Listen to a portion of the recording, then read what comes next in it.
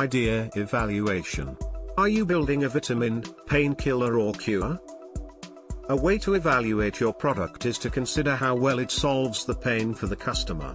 Always think about your solution in terms of benefits it provides to its users. There are 3 categories that a product can fall into: a vitamin, a painkiller, or a cure. There is also a 4th category, which I have labeled as addictions, something we will cover later in the video. Vitamins promise indirect, long-term benefits, which the potential customer might or might not be aware about. A vitamin usually helps in preventing something. For example, fitness is a vitamin to prevent bad health, or reading books is a way to not be illiterate or sound dumb. The problem with vitamins is that they start off as nice-to-haves compared to must-haves. However, with regular use, the product can become a habit as long as customers have the right motivation, ability and triggers to use it. Painkillers are the next best solution, which are necessary short-term fixes to pressing pains and issues. While more of a necessity than vitamins, they are means to solve an underlying issue. A painkiller solves a problem which keeps customers up at night. It's something the customer can't live without. Perhaps, vitamins are ultimately more valuable as they have the potential to extend lives, but humans are short-sighted by nature.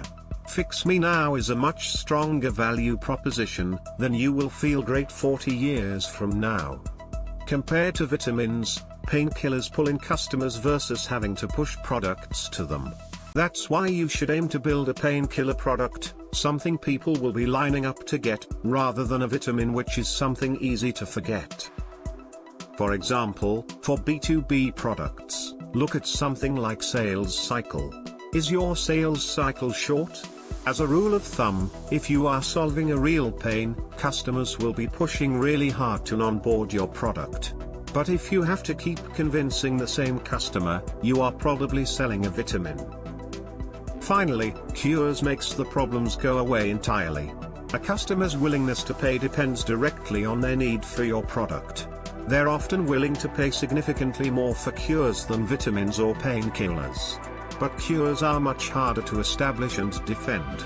Another problem with cures is that once it solves the problem, you don't need it anymore. Which means the customer walks away once their problem is solved. However, not every problem can be solved once and for all. Similarly, every cure is not permanent. Potential cures can become market leaders in their area, and if you can come up with one, you can charge customers a premium price. Another way of looking at these 3 categories is how long the solution takes to solve the customer's problem. Vitamins are a long-term solution to the problem.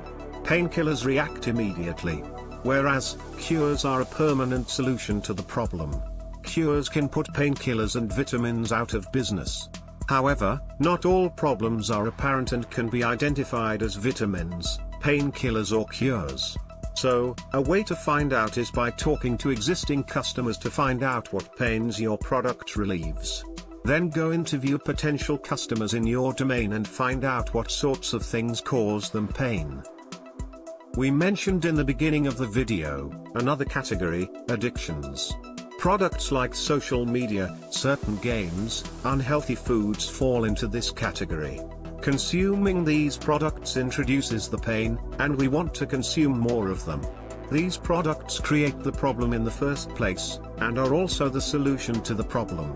It's hard to build these kinds of products because it's hard to predict what consumers want versus what they need.